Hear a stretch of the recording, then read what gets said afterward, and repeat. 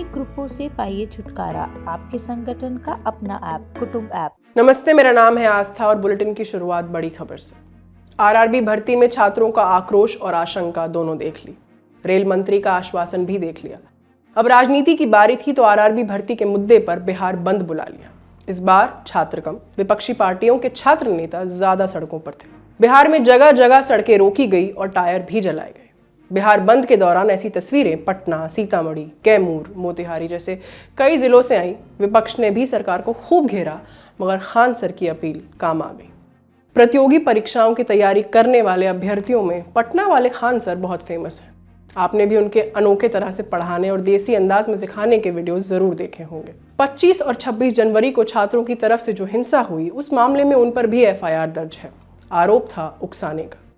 मगर खान सर ने आज छात्रों से बिहार बंद में शामिल न होने की अपील की थी। हमको इससे हम आखिरी सांस तक स्टूडेंट के लिए रहेंगे। हम बाजी लगा देंगे अपनी जान की। जब बात आएगी हिंदुस्तान की, तो कल बात हिंदुस्तान की है। हाथ जोड़ते हैं, कल कोई लड़का प्रोटेस्ट में भाग न ले, प्लीज कहते हैं। और हर टीचर से कहते हैं, आप जहां भी हैं, कश्मीर से कन्याकुमारी तक हैं, अरुणाचल प्रदेश से गुजरात तक हैं, हर टीचर अपने स्टूडेंट को समझाए कि कल किसी भी तरह का प्रोटेस्ट न हो, वरना स्टूडेंट के आड़ में कुछ उपद्रवी लोग आके तोड़फोड़ मचा देंगे और बदनाम होंगे स्टूडेंट, और हम लोग कहलाएंगे शिक्षा माफिया। जो गरीब बच्चे हैं उनको हम लोग आज भी फ्री में पढ़ाते हैं। विकलांग बच्चों से हम लोग फीस नहीं लिए हैं, लेकिन फिर भी हम लोग को माफिया कहा जाता है। और कल को अगर कोई प्रोटेस्ट में कुछ हो गया तो हम लोग को तालिबानी कहने लगेगा सब। तो बताइए क्या ये अच्छा लगेगा? सारे स्टूडेंट को कहते हैं, आप सब लोग हम आपके साथ खड़े हैं, आप भी हम लोग के साथ खड़े हैं। सारे टीचर्स स्टूडेंट को मना करें, कल किसी भी हाल में 28 जनवरी 20 बार कहते हैं, 28 जनवरी कोई भी प्रोटेस्ट, कोई भी हिंसा बर्दाश्त नहीं होगी। इस प्रोटेस्ट में हम या कोई भी टीचर साथ नहीं है आपके।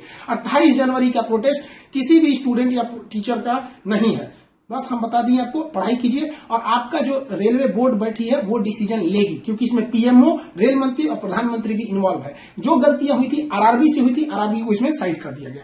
हम उम्मीद करते हैं कि हमेशा हम आपके लिए खड़े रहें। कल आप हमारे लिए भी खड़े हो जाइए। 28 तारीख को शांति बनाए रखिए। हाथ जोड़ रहे हैं आप सभी लोग से। खान सर को मैंने धन्यवाद देना चाहता हूँ कि छात्रों की आवाज को एकजुट किया।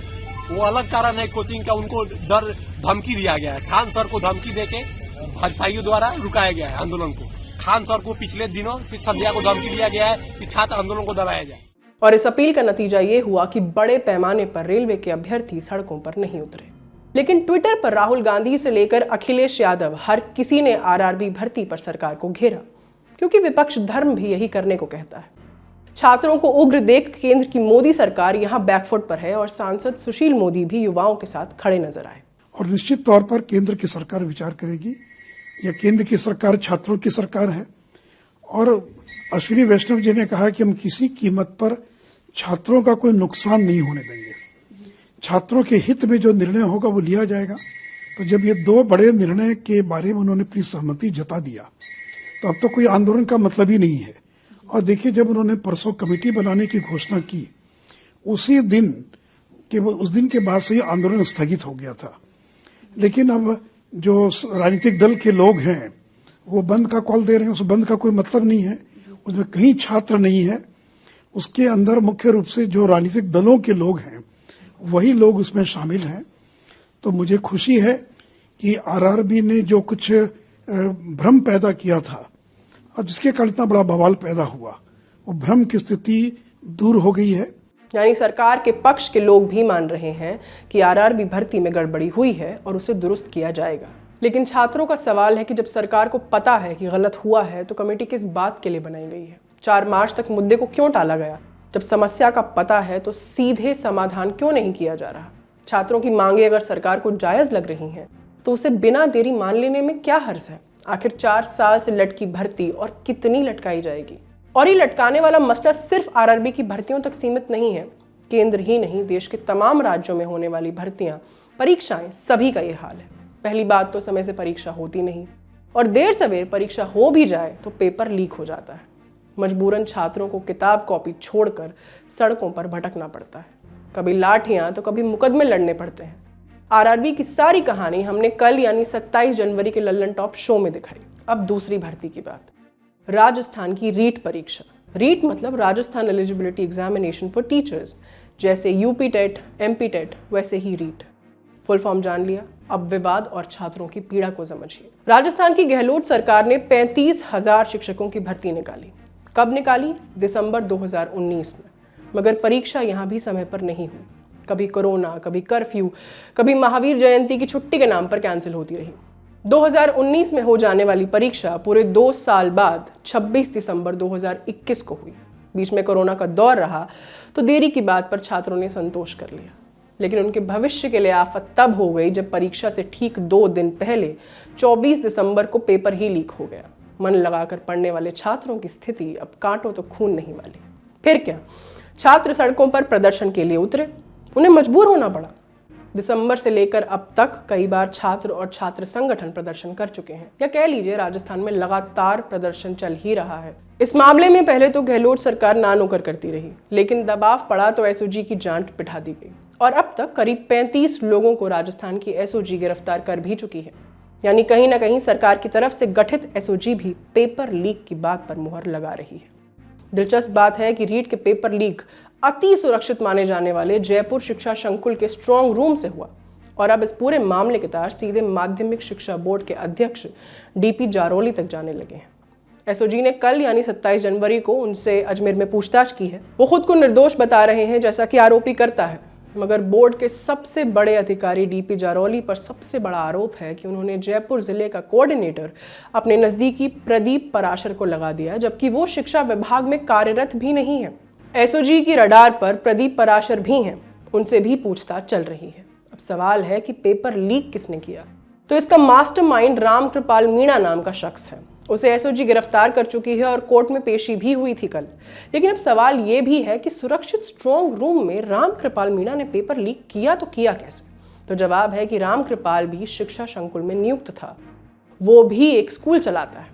आरोप है उसी ने अपने सहयोगियों के साथ मिलकर पेपर स्ट्रॉन्ग रूम से निकाले और लेक्चरर उदयराम बिश्नोई को दिए।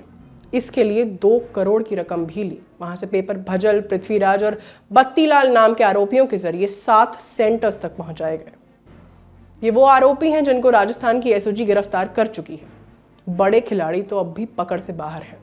गिरफ्तारी की तलवार माध्यमिक शिक्षा बोर्ड के अध्यक्ष डीपी जारोली और कोऑर्डिनेटर प्रदीप पराशर पर लटक तो रही है, मगर अब तक गिरफ्तारी नहीं हो पाई है। मगर कानूनी दांवपेच से इतर परीक्षार्थियों का क्या, जो मारे मारे फिर रहे हैं। उनका भरोसा तो गहलोत सरकार से डिगा नजर आता है और शायद इसीलिए राजस्थान बेरोजगार संघ की सीधी मांग है, जांच सीबीआई को दे दीजिए, एसओजी पर भरोसा नहीं है। जो हमने धरना प्रदर्शन किया 14 अक्टूबर से, सीबीआई की जांच रीट आरएसआई की हमने प्रमुख तौर पर रखी। हमें विश्वास था कहीं ना कहीं एसओजी इस पे न्याय करेगी, लेकिन कानून की घोषणा तो सरकार ने कर दी।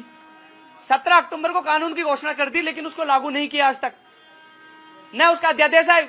सरकार अपना वादा निभाए जो हमसे वादा किया था कि विधानसभा सत्र में अध्यादेश लेके आएंगे, लेकिन हम इसमें संशोधन चाहते हैं। हम चाहते हैं कि जो अपराधी पाए जाए उनकी संपत्ति जब्त करो।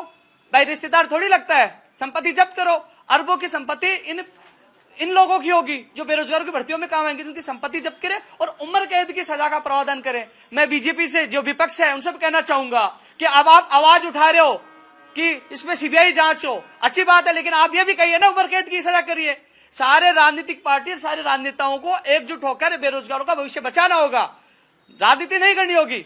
उम्र कैद की सजा क्यों नहीं होनी चाहिए? अपराधियों में डर क्यों नहीं होना चाहिए? संपत्ति जब्त क्यों नहीं होनी चाहिए? करिए, जेल में डालिए। अपराधियों में डर होना चाहिए, सबसे पहले डर उत्पन्न करना होगा, जेल में डालना होगा। पकड़े जाते हैं, हम न्यूज के माध्यम से, आपके माध्यम से हमें पता लगता है कि 35 लोग गिरफ्तार हो गए। अरे 35 का क्या हुआ? वो छूट जाते हैं। संदीप नेहरा लाइब्रेरी भर्ती में जो कोचिंग के एक मालिक बताए जाते हैं, पुलिस ने कहा उसको वो जेल में जाके छूट के आ गया, कोई कार्रवाई नहीं हुई।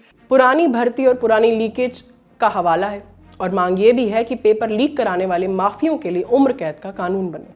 यूपी की तरह आरोपियों की संपत्ति भी जब्त की जाए, क्योंकि उदाहरण के तौर पर देखेंगे तो यूपी में टेट का पेपर लीक हुआ तो तत्काल परीक्षा रद्द कर दी गई। 36 आरोपियों को गिरफ्तार किया और सब पर गैंगस्टर एक्ट रासुका लगा दिया गया।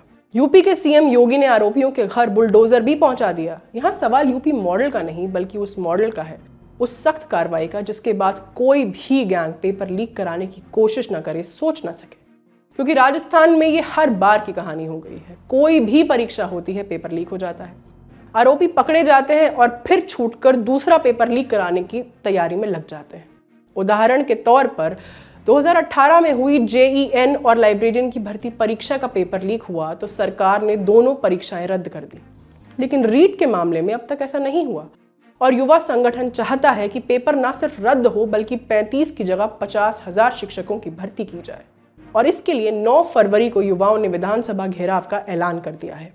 आज आप लोगों के सामने है और हमें मजबूरी में विधानसभा घेराव के लिए जाना पड़ा। कोरोना काल चल रहा है, हमें पता है, लेकिन एक सवाल उठेगा कि कोरोना में ये घेराव क्यों कर रहे हैं। तो मैं बता दूं, आप हर मंत्री का आप देखिए, ट्विटर पे, फेसबुक पे आप जाकर देखोगे तो हर जगह वो सभाएं कर रहे हैं। क्या मंत्री सभा कर सकते हैं? आप जेल में डालिए, मुकदमे दर्ज करिए। जब मंत्री सभा कर सकते हैं अपने राजनीतिक हितों के लिए, तो हम बेरोजगारों के भविष्य के लिए विधानसभा घेराव भी करेंगे, आंदोलन भी करेंगे। जितने मुकदमे लगाने लगा दीजिए। आपने हमारी मुकदमा लगाया दौलतपुर थाने में, कोई फर्क नहीं पड़ता, लगा दीजिए। मुकदमों से, लाठियों से डरने वाले नहीं है, क्योंकि आर पार की लड़ाई का ऐलान हमने किया है, क्योंकि युवा बेरोजगारों के सपनों के साथ अत्याचार नहीं होने देंगे। ये तो रहा युवाओं का पक्ष, मगर राजस्थान में कांग्रेस की सरकार का क्या? एक तरफ राहुल और प्रियंका गांधी यूपी में युवाओं के लिए यूथ मैनिफेस्टो जारी कर रहे हैं।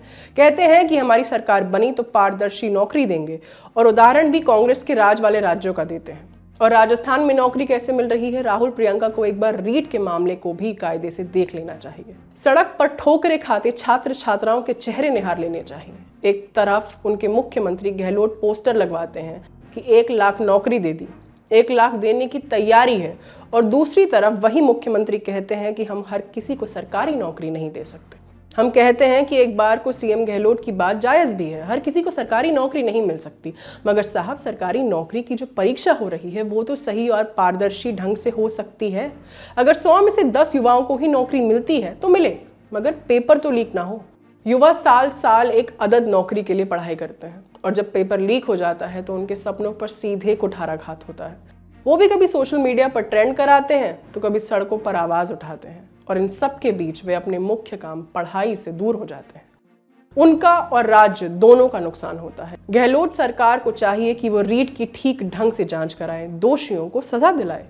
चूंकि पेपर लीक हुआ तो फिर से परीक्षा हो, और इन सब के लिए सबसे पहले सिस्टम के उस होल को दुरुस्त किया जाए जहां से बार बार पेपर चूक जाते हैं। क्योंकि राहुल और प्रियंका गांधी कांग्रेस के राज्य में नौकरी मॉडल का उदाहरण देते हैं, तो अब दूसरे कांग्रेस शासित राज्य की बात भी कर लेते हैं, छत्तीसगढ़। यहाँ साल 2012 से प्राथमिक और मिडिल के शिक्षकों की भर्ती नहीं हुई थी। सरकार तब बीजेपी की थी। भर्ती ना होता देख 2017 में शिक्षक अभ्यर्थियों का एक संगठन बना। नाम है छत्तीसगढ़ प्रशिक्षित डीएड और बीएड संगठन। संगठन ने तब बीजेपी सरकार का विरोध शुरू किया, और 2018 में चुनाव में सरकार बदल गई। अब अभ्यर्थियों ने शिक्षक भर्ती की मांग के लिए सीएम भूपेश बघेल से मुलाकात की, और सीएम बघेल ने तुरंत तत्परता दिखाते हुए शिक्षक भर्ती का फैसला ले लिया। यहाँ तक सब कुछ अच्छा था। छत्तीसगढ़ सरकार ने 2019 मार्च में 14,580 शिक्षकों की 3 कैटेगरी में भर्ती भी निकाली। पहली कैटेगरी लेक्चरर की थी जिसमें 3,177 पद, दूसरी शिक्षक की जिसमें करीब 5,500 पद, और तीसरी सहायक शिक्षकों की जिसमें 5,812 पद भरे जाने थे। मगर ताज्जुब की बात तो ये है कि 2 साल बाद भी अब तक पूरे पद भरे नहीं जा सके, जिसके बाद छात्रों ने प्रदर्शन शुरू कर दिया। विरोध इसीलिए है क्योंकि भर्ती प्रक्रिया 2019 में शुरू हो गई थी, और नवंबर में डॉक्यूमेंट वेरिफिकेशन भी हुआ, मगर फिर मुआ कोरोना आ गया। प्रक्रिया रुकी तो भर्ती विभाग ने डॉक्यूमेंट वेरिफिकेशन को 0 कर दिया और कहा कि फिर से वेरिफिकेशन करेंगे। अभ्यर्थियों ने इसका बड़ा विरोध किया। जैसे तैसे बात आगे बढ़ती रही। सरकार ने नियुक्तियां भी शुरू कर दी। लेक्चरर वाले पद तो भर लिए गए, मगर विवाद शिक्षक और सहायक शिक्षक पर हो गया।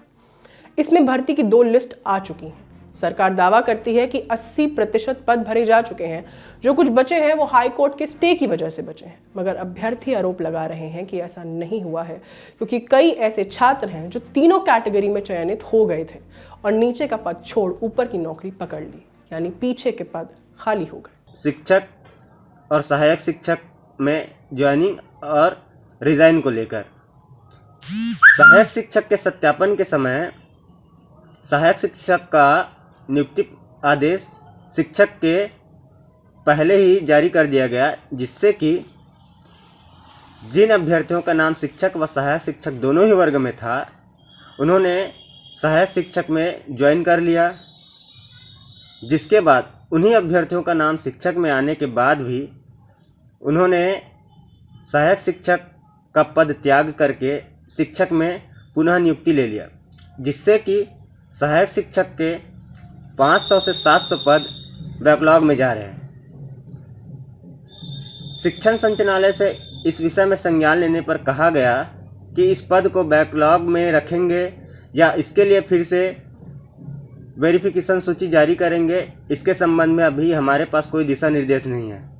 इसका मतलब साफ है कि यह पद बैकलॉग में जाने वाला है, जबकि अभ्यर्थी ये चाह रहे हैं जब आपके पास कैंडिडेट उपलब्ध है, प्रेजेंट है, तो उस पद को बैकलॉग में न डाल के उसके लिए पुनः आप वेरिफिकेशन सूची जारी करें।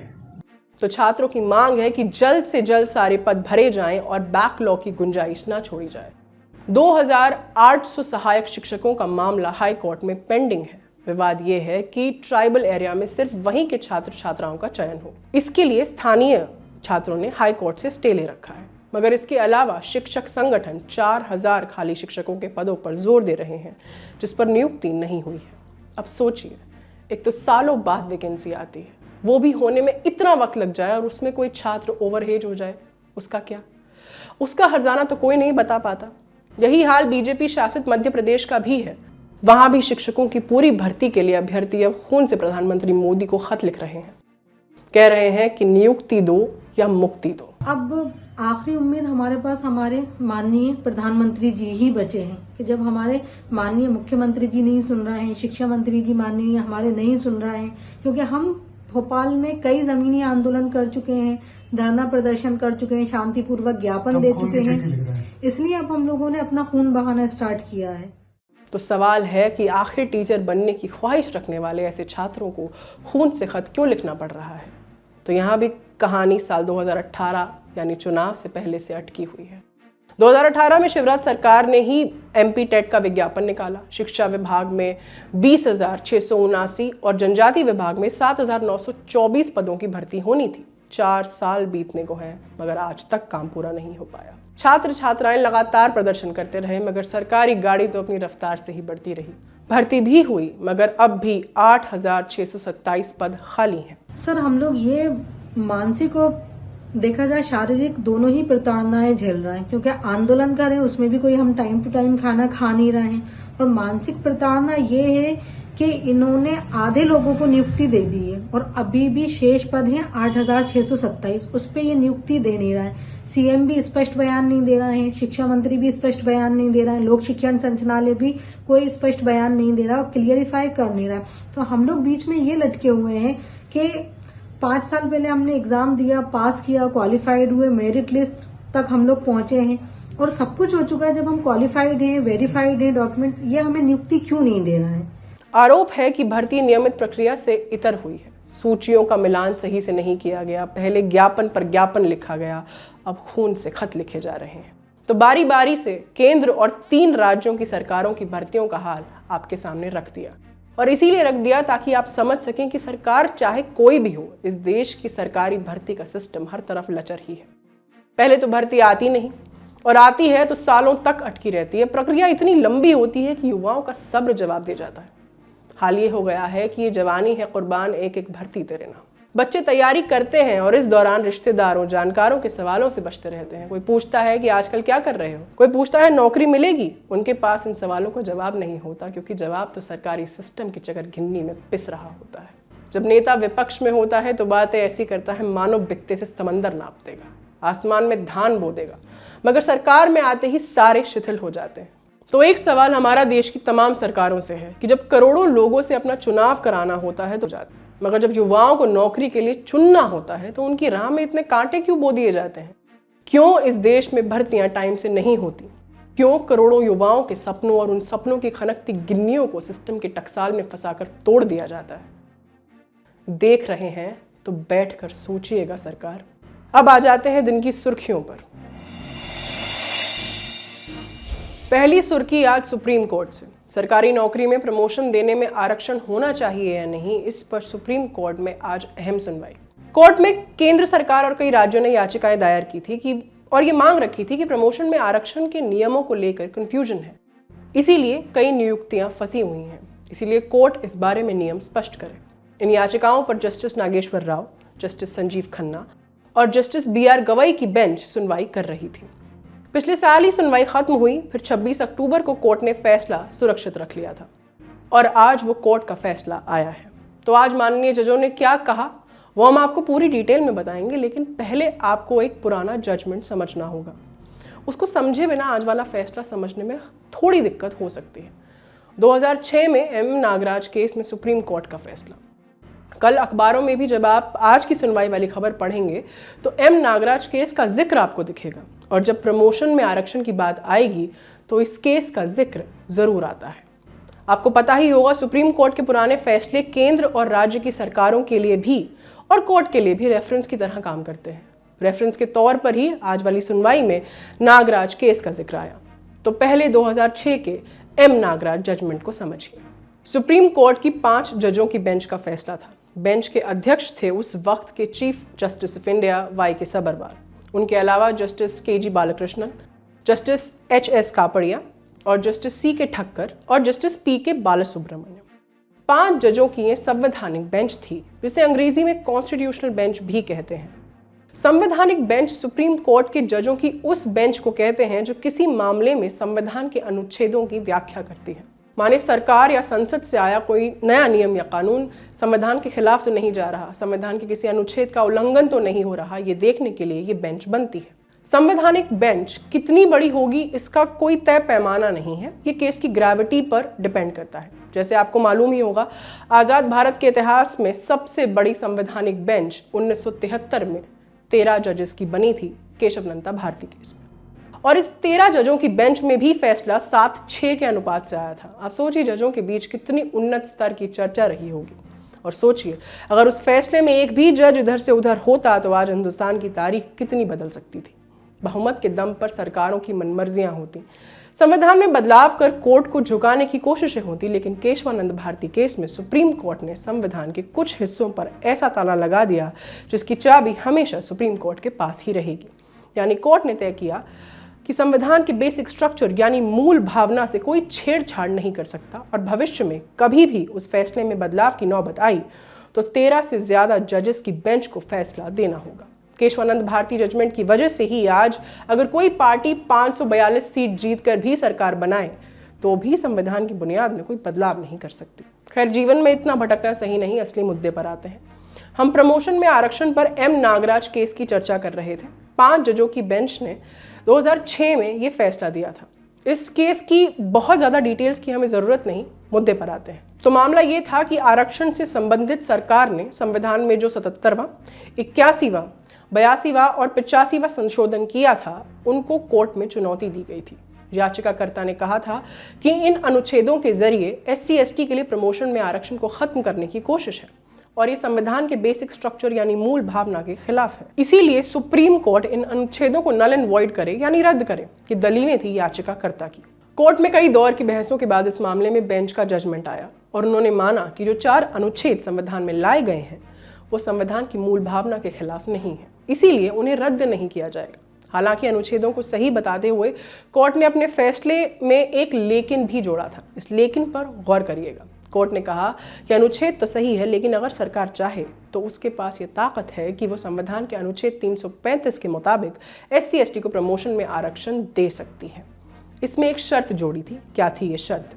The state has to collect quantifiable data showing backwardness of the class and inadequacy of the representation of that class. इसका हिंदी में मतलब है कि सरकार को आंकड़े जुटाने होंगे और उसके आधार पर साबित करना पड़ेगा कि अमुक समुदाय का सरकारी पदों पर प्रतिनिधित्व पर्याप्त नहीं है और उसे प्रमोशन में आरक्षण की जरूरत है। माने संविधान में प्रमोशन में आरक्षण का अख्तियार सरकार को दे दिया, जिसे कानूनी भाषा में हम डिस्क्रेशन कहते हैं।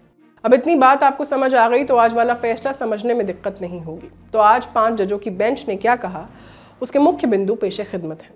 पहली बात, कोर्ट ये तय नहीं कर सकते कि किसी समुदाय का कितना प्रतिनिधित्व पर्याप्त माना जाएगा, और जब हम कोर्ट की बात कर रहे हैं तो हाई कोर्ट्स और सुप्रीम कोर्ट दोनों इसमें आएंगे। दूसरा बिंदु, सरकारें इस बात के लिए बाध्य हैं कि वो प्रतिनिधित्व या रिप्रेजेंटेशन अपर्याप्त होने का डेटा जुटाएं। तीसरा बिंदु, कोर्ट ने यह भी तय किया कि जब प्रतिनिधित्व का डेटा जुटाया जाए तो वो किस स्तर पर हो। कोर्ट ने कहा कि नौकरी के कैडर को यूनिट मानकर डेटा जुटाया जाए और हर ग्रेड या कैटेगरी में प्रतिनिधित्व का डेटा हो। चौथा बिंदु, कोर्ट ने कहा है कि एम नागराज केस को प्रोस्पेक्टिव इफेक्ट में देखा जाएगा, मतलब कि आगे किस तरह का डेटा आता है उसके आधार पर परखा जाएगा। ये बात इसीलिए क्योंकि एम नागराज केस के रिव्यू की मांग वाली याचिकाएं भी कोर्ट में दायर हुई थी और 2018 में तो जर्नैल सिंह केस में सुप्रीम कोर्ट ने भी कह दिया था कि हम नागराज केस को रिव्यू करने के लिए कोई बड़ी संवैधानिक बेंच नहीं बनाएंगे क्योंकि उसकी ज़रूरत नहीं है। तो जजमेंट की अहम बातें थी। अब ये सरकार पर है कि नौकरियों में रिप्रेजेंटेशन का डेटा कितना फुर्ती से जुटाया जाता है। डेटा होगा तो शायद हम इस बहस में एक नतीजे की तरफ पहुंचेंगे कि वाकई प्रमोशन में आरक्षण की ज़रूरत है भी या नहीं, और अगर है तो कितनी। खैर, बढ़ते हैं अगली सुर्खी की तरफ। दूसरी सुर्खी में बात ब्रह्मोस मिसाइल को लेकर आज एक बड़ी डील हुई। आपको पता ही होगा ब्रह्मोस हमारी सुपरसोनिक मिसाइल है। अब ये मिसाइल फिलीपींस के पास भी होगी। आज हमने इस विषय में फिलीपींस से करार किया। इस डील को एक और नजरिए से देखा जा रहा है। फिलीपींस में अपनी मिसाइल भेजकर भारत ने साउथ चाइना सी में चीन की घेराबंदी की तरफ कदम बढ़ाया है। माने चीन के खिलाफ हमारा टेक्निकल एडवांसमेंट है। तीसरी सुर्खी पंजाब से। नवजोत सिंह सिद्धू जो पंजाब कांग्रेस के अध्यक्ष हैं, उनकी बहन सुमंतूर ने उन पर कई गंभीर आरोप लगाए हैं। सुमंतूर ने कहा कि सिद्धू ने पैसे की खातिर उनकी मां को छोड़ दिया था। उन्होंने सिद्धू को एक क्रूर इंसान बताया। सुनिए। एक लवारिस औरत की तरह मौत होगी जिहदे कोल कोई उहदा घर वाला बच्चा नहीं सी, कोई होर नहीं सी, जबकि ਇਹ ਉਹਦੇ पैसे ते ऐश कर रहा सी क्योंकि ਉਹਨੂੰ हिस्सा ना देना पे, जिस करके ਇਹਨੇ झूठ बोलिया जो मैं समझदी हां।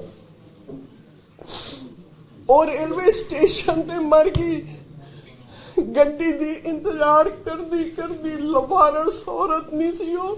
पंजाब में चुनाव सामने है और इस वक्त राजनेताओं पर लगा हर एक आरोप उनके सियासी करियर में फायदे और नुकसान के हिसाब से तौला जाएगा। अगली सुर्खी में एक और चुनावी राज्य यूपी की बात। आज वहां बीजेपी के उम्मीदवारों की लिस्ट आई। कुछ प्रमुख उम्मीदवारों के नाम बता देते हैं।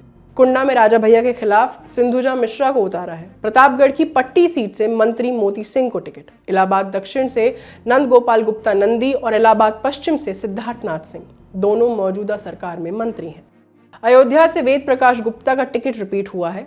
बहरेच में मंत्री रही अनुपमा जायसवाल को फिर टिकट मिला। बाहुबली माने जाने वाले बीजेपी सांसद बृजभूषण शरण सिंह के बेटे प्रतीक भूषण सिंह को गोंडा सीट से उतारा। स्वास्थ्य मंत्री जयप्रकाश सिंह फिर से बंसी सीट में मैदान में है। देवरिया सीट से सीएम योगी के सलाहकार और पूर्व पत्रकार शलभमणि त्रिपाठी को टिकट मिला है। पत्थरदेवा सीट से फिर मंत्री सूर्य प्रताप शाही लड़ने जा रहे हैं। फेफना सीट से विवादित बयानों के लिए मशहूर विधायक उपेंद्र तिवारी को फिर से टिकट। उधर समाजवादी पार्टी ने भी आज तीसरी लिस्ट जारी की। इसमें 8 उम्मीदवारों को टिकट दी है। कोई उतना चर्चित नाम इस लिस्ट में नहीं है, इसीलिए हम यहाँ जिक्र नहीं कर रहे। समाजवादी पार्टी की बात चली तो एक खबर पार्टी के सदर अखिलेश यादव से जुड़ी। अखिलेश यादव ने केंद्र सरकार पर आज उनके हेलीकॉप्टर को रोक कर रखने का आरोप लगाया। उनको दिल्ली से उड़ान भरकर मुजफ्फरनगर जाना था। दोपहर 1 बजे मुजफ्फरनगर में प्रेस कॉन्फ्रेंस तय थी, लेकिन इससे पहले उन्होंने सोशल मीडिया पर लिखा कि उनको मुजफ्फरनगर नहीं जाने दिया गया। आखिरी सुर्खी में दुखद खबर कर्नाटक से। पूर्व मुख्यमंत्री बीएस येदियुरप्पा की नातिन डॉक्टर सौंदर्य की लाश आज बेंगलुरु में एक फ्लैट से मिली। वो बेंगलुरु के एक प्राइवेट हॉस्पिटल में डॉक्टर थी। पुलिस इसे अप्राकृतिक मौत का मामला मान रही है। हालांकि अभी मामले की तफ्तीश जारी है। आज के शो में बस इतना ही। शुक्रिया। शुभ रात्रि।